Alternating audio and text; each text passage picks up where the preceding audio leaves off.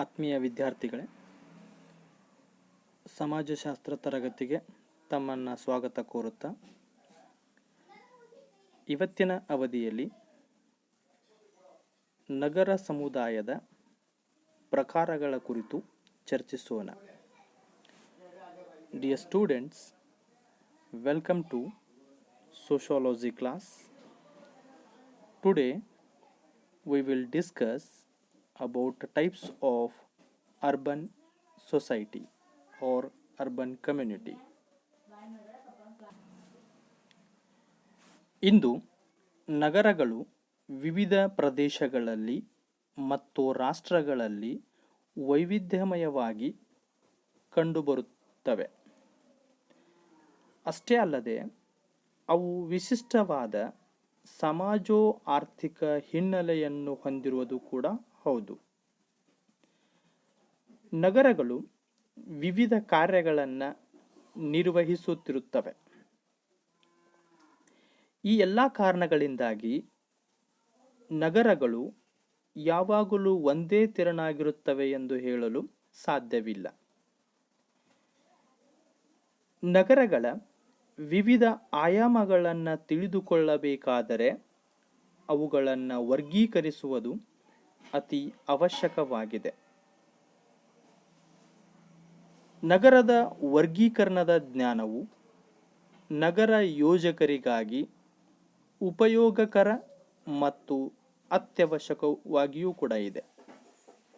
ಹೀಗಾಗಿ ನಾವು ನಗರ ಸಮುದಾಯಗಳನ್ನು ವಿವಿಧ ರೀತಿಯಾಗಿ ವರ್ಗೀಕರಿಸಿ ಅವುಗಳ ಬಗ್ಗೆ ತಿಳಿದುಕೊಳ್ಳುವುದು ಅತಿ ಅವಶ್ಯಕವಾಗಿದೆ.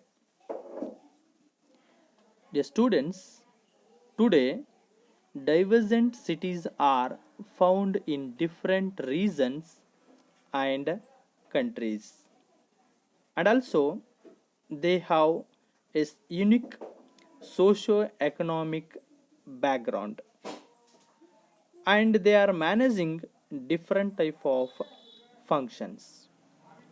For these reasons, we think that all cities are not same. They are differ from one another. If we wanted to understand the different patterns of cities, we must and should classify it. The knowledge of urban classification is useful and necessary for urban planners. For this, today we learn about the types of urban community. ನಗರಗಳ ವರ್ಗೀಕರಣಕ್ಕೆ ಕೆಲವೊಂದು ಆಧಾರವಾಗಿರುವಂಥ ಮಾನದಂಡಗಳನ್ನು ಕಾಣ್ತೀವಿ. ಈ ಥರ ನಗರಗಳನ್ನು ವರ್ಗೀಕರಿಸಬೇಕಂತಂದರೆ ಮೂಲವಾಗಿರುವಂಥ ಆಧಾರ ಮಾನದಂಡಗಳೆಂದರೆ, ಒಂದು, ನಗರಗಳು ಬೆಳೆದು ಬಂದ ಕಾಲಘಟ್ಟಗಳ ಆಧಾರದ ಮೇಲೆ ವರ್ಗೀಕರಿಸಲಾಗುತ್ತದೆ. ನಗರಗಳು ಆಯಾ ಕಾಲದಲ್ಲಿ ಬೆಳೆದು ಬಂದಿರುವಂಥವುಗಳನ್ನು ತೆಗೆದುಕೊಂಡರೆ ಪ್ರಾಚೀನ ಕಾಲದ ನಗರಗಳು ಅಂತ ಕಾಣ್ತೀವಿ, ಮಧ್ಯಕಾಲೀನ ನಗರಗಳು ಅಂತ ತಿಳಿತೀವಿ, ಆಧುನಿಕ ನಗರಗಳು ಅಂತ ಕರಿತೀವಿ. ಸೊ ಈ ಥರ ನಗರಗಳು ಆಯಾ ಕಾಲಘಟ್ಟಗಳಲ್ಲಿ ಬೆಳೆದು ಬಂದಿರುವಂಥದ್ದನ್ನು ಇಟ್ಟುಕೊಂಡು ವರ್ಗೀಕರಣ ಮಾಡಲಾಗುತ್ತದೆ. ಇನ್ನೊಂದು, ನಗರಗಳ ಸ್ಥಾಪನೆಯ ಆಧಾರದ ಮೇಲೆ ವರ್ಗೀಕರಿಸಲಾಗುತ್ತದೆ. ನಗರಗಳನ್ನು ಆಯಾ ಸಂದರ್ಭ ಸನ್ನಿವೇಶಗಳು ಉದ್ದೇಶಗಳಿಗನುಗುಣವಾಗಿ ಸ್ಥಾಪಿಸಿಟ್ಟಿರುವಂಥದ್ದನ್ನು ನಾವು ಕಾಣ್ತೀವಿ. ಉದಾಹರಣೆಗೆ ಮೊದಲಿನ ಜಾಗತಿಕ ಯುದ್ಧದಲ್ಲಿ ಸ್ಥಾಪಿಸಲ್ಪಟ್ಟಿರುವಂಥ ನಗರಗಳು, ದ್ವಿತೀಯ ಜಾಗತಿಕ ಯುದ್ಧದ ಸಂದರ್ಭದಲ್ಲಿ ಸ್ಥಾಪಿಸಲ್ಪಟ್ಟಿರುವಂಥ ನಗರಗಳು, ಹೀಗೆ ಅವುಗಳ ಸ್ಥಾಪನೆಯ ಆಧಾರದ ಮೇಲೆಯೂ ಕೂಡ ವರ್ಗೀಕರಿಸಲಾಗ್ತದೆ.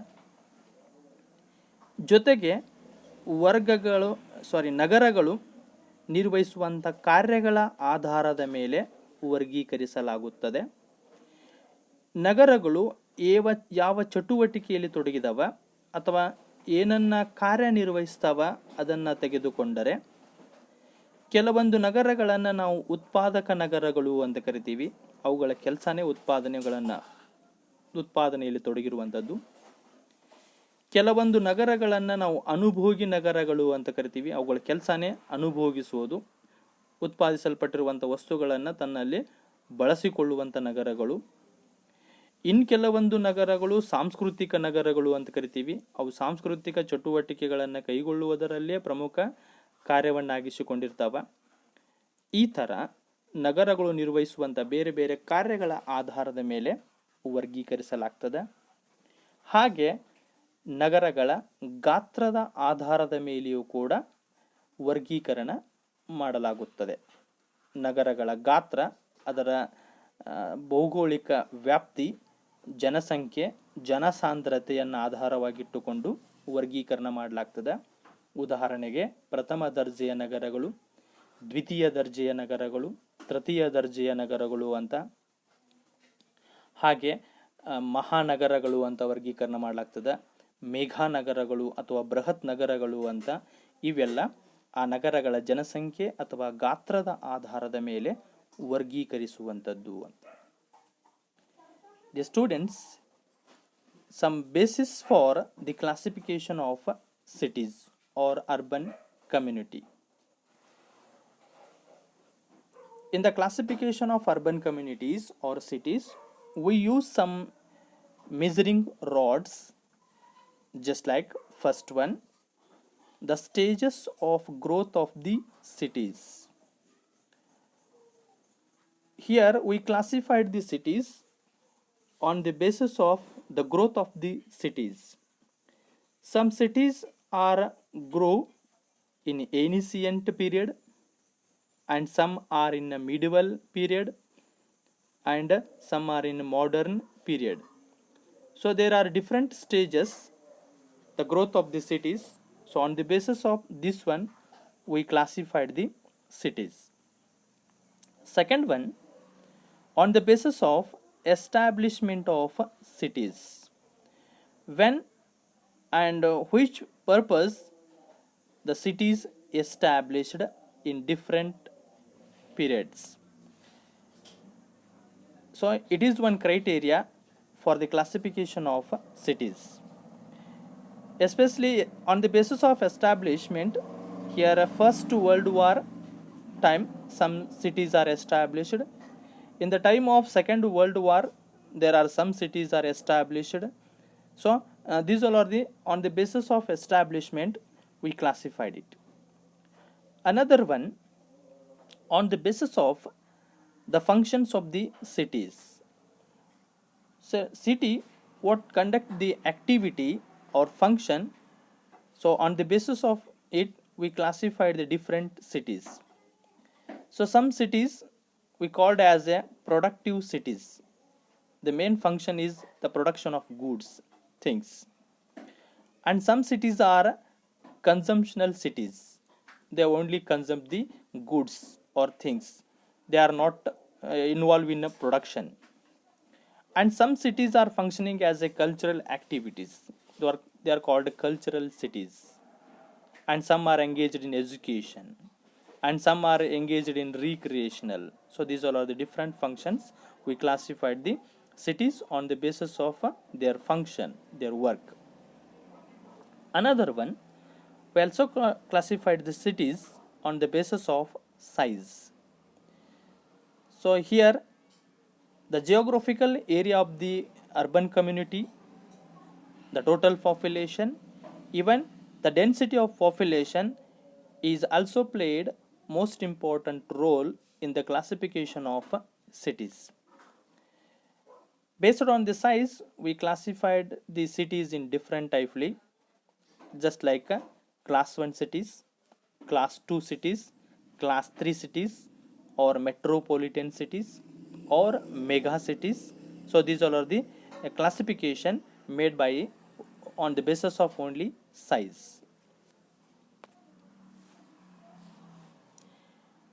ಆತ್ಮೀಯ ವಿದ್ಯಾರ್ಥಿಗಳೇ, ಇಲ್ಲಿ ಹಲವಾರು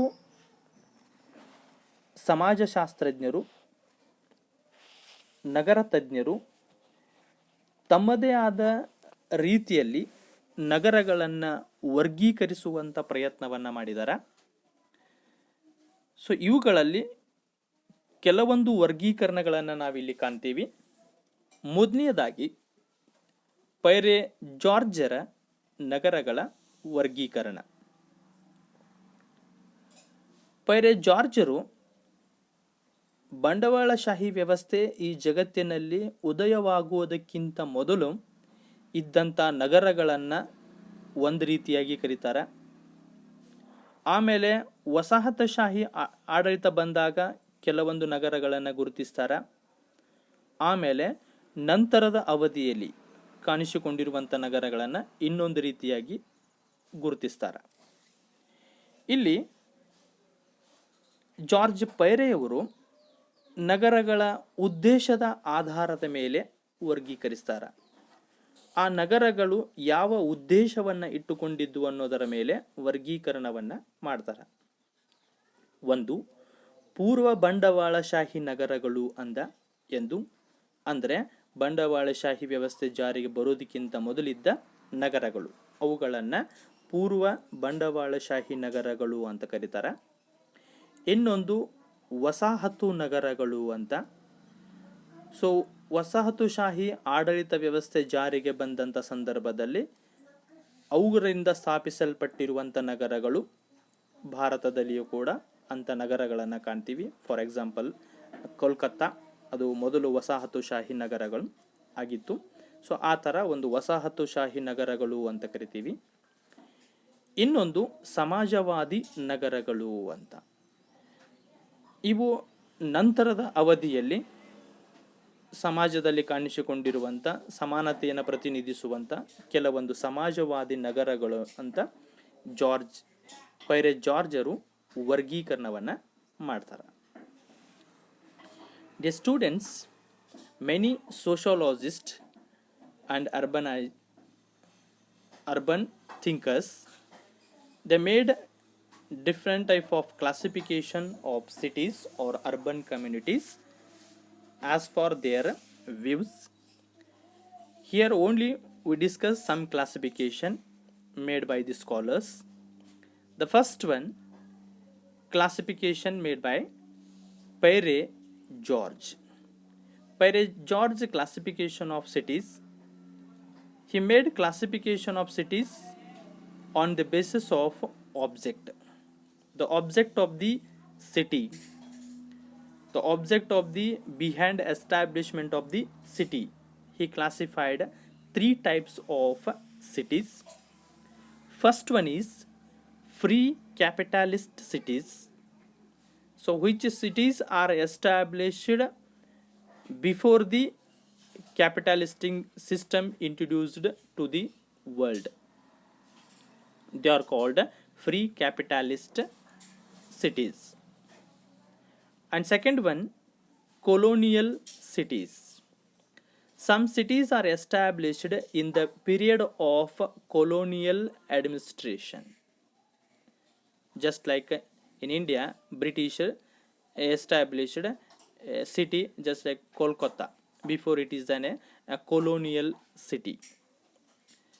Throughout the world, there are different colonial cities established in the time of colonial administration. Later on, in society, some other cities are established on the basis of equality, social equality. They are called socialistic cities. So this classification is made by Peyre George.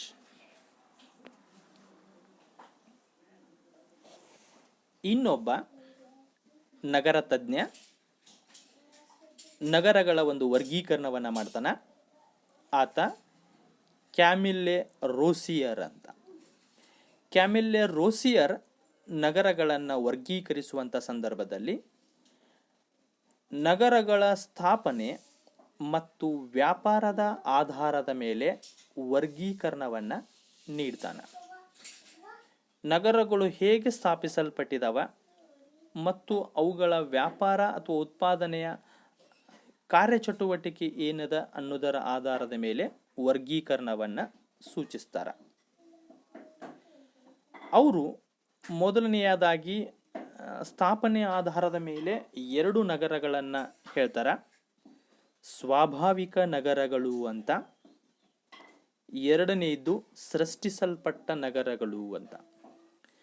ಸ್ವಾಭಾವಿಕ ನಗರಗಳೆಂದರೆ ಯಾವ ನಗರಗಳು ತಮ್ಮಷ್ಟಕ್ಕೆ ತಾವೇ ವಿಕಸಿತವಾಗಿದವ ಅಥವಾ ಹುಟ್ಟಿಕೊಂಡಿದವ ಅವುಗಳನ್ನು ಸ್ವಾಭಾವಿಕ ನಗರಗಳು ಅಂತ ಕರೀತಾನೆ.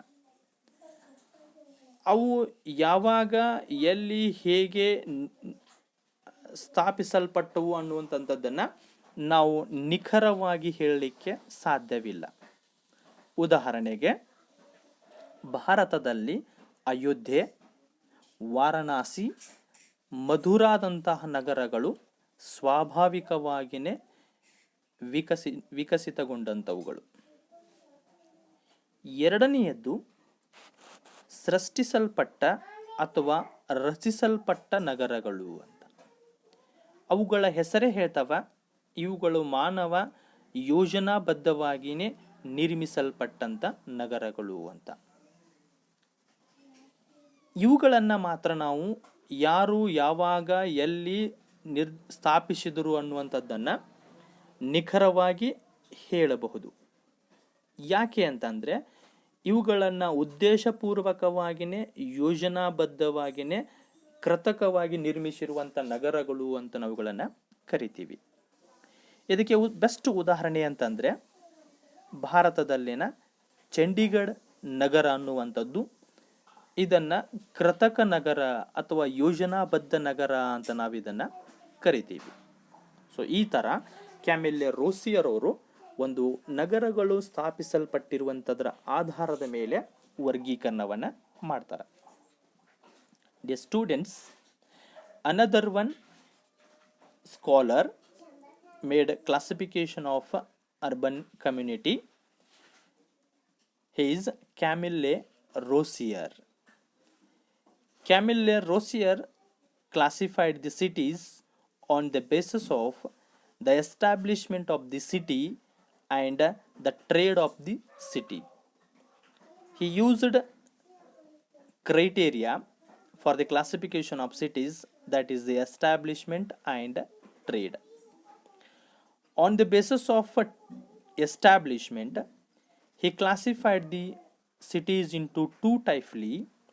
One is natural cities and another one is created cities. Natural cities means which cities evoluted or originate itself or themselves. They are the natural cities. We can't say exactly how and where the cities established. For example, in India, Ayodhya, Varanasi and Mathura cities are natural cities. Another one, created cities. The name itself indicates this type of cities are established or created by man through systematically planned, and they are called artificial or created, constructed cities. But here we can say who, when and where these cities are established or created. We can say easily. For example, in India, Chandigarh city is the best example to created cities. It is an artificial or constructed city in India. Camille Rosier ಅವರು ಮುಂದುವರೆದು ನಗರಗಳು ನಿರ್ವಹಿಸುವಂಥ ಚಟುವಟಿಕೆಗಳ ಆಧಾರದ ಮೇಲೆ ನಗರಗಳನ್ನು ವರ್ಗೀಕರಿಸ್ತಾರೆ. ಕೇವಲ ಸ್ಥಾಪನೆಯ ಜೊತೆಗೆ ಅಷ್ಟೇ ಅಲ್ಲದೆ ವ್ಯಾಪಾರ ಅಥವಾ ಆ ನಗರ ಯಾವ ಚಟುವಟಿಕೆಯನ್ನು ನಿರ್ವಹಿಸ್ತದೆ ಅನ್ನುವುದರ ಆಧಾರದ ಮೇಲೆಯೂ ಕೂಡ ವರ್ಗೀಕರಿಸ್ತಾರೆ. ಅವು ಒಂದು ಅನುಭೋಗದ ನಗರಗಳು ಅಂತ. ಈ ಪ್ರಕಾರದ ನಗರಗಳು ಯಾವಾಗಲೂ ವಸ್ತುಗಳನ್ನು ಉತ್ಪಾದಿಸಲ್ಪಟ್ಟಂಥ ವಸ್ತುಗಳನ್ನು ಆಮದು ಮಾಡಿಕೊಂಡು ತರಿಸಿಕೊಂಡು ತಮ್ಮಲ್ಲಿ ಬಳಸ್ತಿರ್ತಾವ, ಉಪಯೋಗಿಸ್ತಿರ್ತಾವ. ಹೀಗಾಗಿ ಇವುಗಳನ್ನು ಅನುಭೋಗದ ನಗರಗಳು ಅಂತ ಕರಿತೀವಿ. ಎರಡನೆಯದ್ದು ಉತ್ಪಾದನಾ ನಗರಗಳು ಅಂತ. ಇವುಗಳ ಮುಖ್ಯ ಚಟುವಟಿಕೆನೇ, ಮುಖ್ಯ ಕೆಲಸನೇ ವಸ್ತುಗಳನ್ನು, ಸರಕುಗಳನ್ನು ಉತ್ಪಾದಿಸುವುದು. ಉತ್ಪಾದನೆಯೇ ಆ ನಗರಗಳ ಮುಖ್ಯ ಉದ್ದೇಶ ಆಗಿರ್ತದೆ ಅಂತ. ಫಾರ್ ಎಕ್ಸಾಂಪಲ್ ಜೇಮ್ಸೆಡ್ಪುರ ಅನ್ನುವಂಥದ್ದು ನಗರ ಎಷ್ಟೋ ಕೈಗಾರಿಕೆಗಳನ್ನು ಹೊಂದಿದ, ಅದು ಯಾವಾಗಲೂ ಉತ್ಪಾದನೆಯಲ್ಲಿನೇ ತೊಡಗಿಕೊಂಡಿರುವಂಥ ನಗರ ಅಂತ ನಾವು ಕರಿತೀವಿ.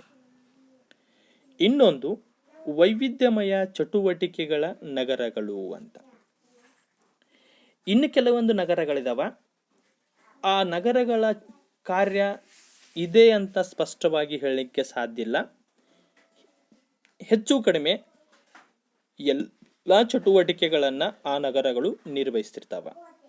ಒಂದು ಕಡೆ ಅನುಭೋಗದ ನಗರಗಳು ಹೌದು, ಇನ್ನೊಂದು ಕಡೆ ಉತ್ಪಾದನೆ ನಗರಗಳು ಹೌದು, ಇನ್ನೊಂದು ಕಡೆ ಶೈಕ್ಷಣಿಕ ನಗರಗಳು ಹೌದು, ಇನ್ನೊಂದು ಕಡೆ ಹಣಕಾಸಿನ ನಗರಗಳು ಹೌದು.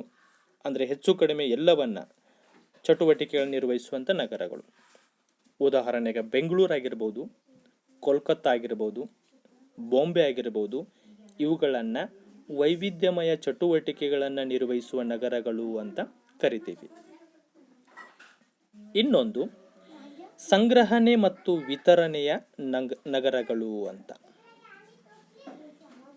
ಕೆಲವೊಂದು ನಗರಗಳು ಹೀಗಿದಾವ, ಅವು ಸರಕುಗಳನ್ನು ತಮ್ಮ ಕಡೆ ಆಮದು ಮಾಡಿಕೊಂಡು ಸಂಗ್ರಹಿಸ್ತಾವ, ಆಮೇಲೆ ವಿವಿಧ ಪ್ರದೇಶಗಳಿಗೆ ವಿತರಣೆ ಮಾಡ್ತಾವ. ಸೊ ಈ ಚಟುವಟಿಕೆಯನ್ನು ನಿರ್ವಹಿಸುವಂಥ ನಗರಗಳನ್ನು ನಾವು ಕಾಣ್ತೀವಿ ಅಂತ. ಅಂದರೆ ದೊಡ್ಡ ಪ್ರಮಾಣದ ಗೋಡಾವಣೆಗಳನ್ನು ಅಥವಾ ನಾವು ಹೆಚ್ಚು ಕಡಿಮೆ ಬಂದರು ನಗರಗಳು ಅಂತ ಏನು ಕರಿತೀವಿ, ಅವು ಸಂಗ್ರಹಣೆ ಮತ್ತು ವಿತರಣೆಯ ನಗರಗಳೇ ಆಗಿರ್ತಾವಂತ. ಹಾಗೆ ಇನ್ನೊಂದು ಹಣಕಾಸಿನ ನಗರಗಳು ಅಂತ ಬರ್ತಾವೆ. ಸೊ ಹಣಕಾಸಿನ ನಗರಗಳು ಅಂತಂದರೆ ಹಣಕಾಸಿನ ಮುಖ್ಯ ಚಟುವಟಿಕೆಯನ್ನು ಹೊಂದಿರುವಂಥ ನಗರಗಳು ಅಂತ. ಬ್ಯಾಂಕಿಂಗ್ ವ್ಯವಹಾರಗಳನ್ನು ಮುಖ್ಯ ಕೇಂದ್ರಗಳನ್ನಾಗಿಟ್ಟುಕೊಂಡಿರುವಂಥ ನಗರಗಳು ಅಂತ. RBIದಂಥ ಕೇಂದ್ರ ಕಚೇರಿಗಳು ಎಲ್ಲಿದೆ ಅದನ್ನು ನಾವು ಹಣಕಾಸಿನ ನಗರ ಅಂತ ಕರಿತೀವಿ. ಅದೇ ಥರ ಇನ್ನೂ ಕೆಲವೊಂದು ನಗರಗಳನ್ನು ನಾವು ಹಣಕಾಸಿನ ಚಟುವಟಿಕೆಗಳ ಆಧಾರದ ಮೇಲೆ ವರ್ಗೀಕರಿಸ್ತೀವಿ. ಇನ್ನೊಂದು ಕುಶಲಕರ್ಮಿಗಳ ನಗರಗಳು ಅಂತ. ಸೊ ಕರಕುಶಲ ಕೈಗಾರಿಕೆಗಳಿಗೆ ಹೆಸರುವಾಸಿಯಾಗಿರುವಂಥ ನಗರಗಳಿವು. ಕರಕುಶಲ ಕೈಗಾರಿಕೆಗಳ ಚಟುವಟಿಕೆಯನ್ನಿಟ್ಟುಕೊಂಡು ಸಣ್ಣ ಪುಟ್ಟ ವಸ್ತುಗಳನ್ನು ತಯಾರಿಸಿ ಅದನ್ನು ಬೇರೆ ಕಡೆಗೆ ಮಾರುವಂಥ ಅಥವಾ ವ್ಯವಹಾರದಲ್ಲಿ ತೊಡಗಿರುವಂಥ ನಗರಗಳು ಅಂತ. ಉದಾಹರಣೆಗೆ ಆಗ್ರಾ ಆಗಿರಬಹುದು. ಆ ಥರ ಎಷ್ಟೋ ನಗರಗಳನ್ನು ನಾವಿಲ್ಲಿ ಕಾಣ್ತೀವಿ ಅಂತ. ಬನಾರಸ್ ಆಗಿರಬಹುದು.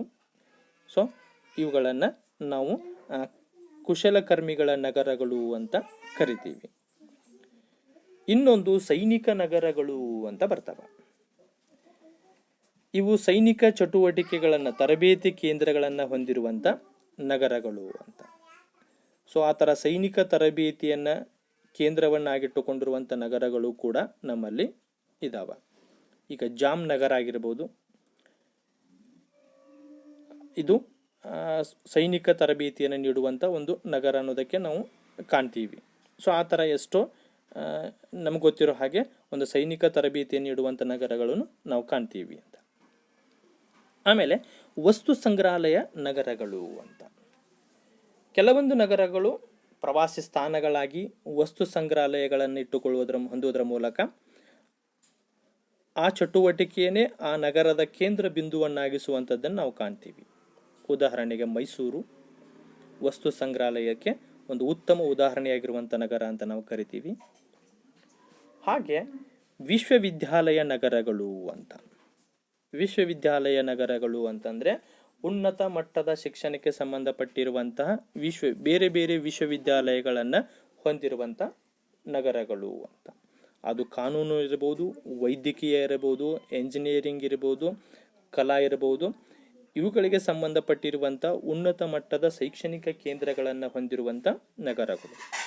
ಉದಾಹರಣೆಗೆ ಧಾರವಾಡ, ಅದನ್ನು ವಿಶ್ವವಿದ್ಯಾಲಯ ನಗರ ಅಂತಲೂ ಕೂಡ ನಾವು ಕರಿತೀವಿ. ಸೊ ಈ ರೀತಿ ನಗರಗಳು ನಿರ್ವಹಿಸುವಂಥ ಚಟುವಟಿಕೆಗಳ ಆಧಾರದ ಮೇಲೆಯೂ ಕೂಡ ನಾವು ವರ್ಗೀಕರಣ ಮಾಡಬಹುದು ಅಂತ. Dear students, Camille Rossier, he also classified the cities on the basis of activities conducted by the cities. So here he made different classification. First one, cities of consumption. The main activities of the cities is to consume the goods. It is not a productive city, it is only consume the goods or other things. And another one is the production cities. The name itself indicates which cities always involve in the production, the production of goods or things. They are always famous to in the production. For example, Jamshedpur, it had many industries which involve always in the production. Another one, cities of mixed activities. Some cities are conduct different activities. They are not fixed activity, they are not completely consumption cities, they are not completely production, or they are not completely cultural cities. Just like Bangalore, Kolkata, Bombay, they are the best examples to divert activities cities or mixed activities cities. And some cities called as a storage and distribution cities. Storage the things or goods and it distribute to other areas. It is the main activity of some cities,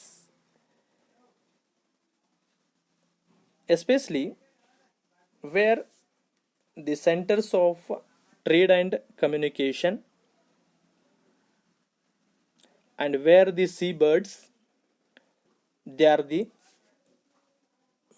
may called storage and distribution cities. Another one, the cities of finance. The main activity of the cities is financial activity.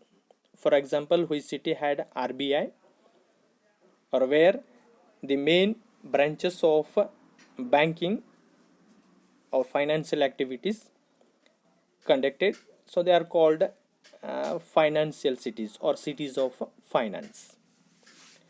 And cities of working men and artisans.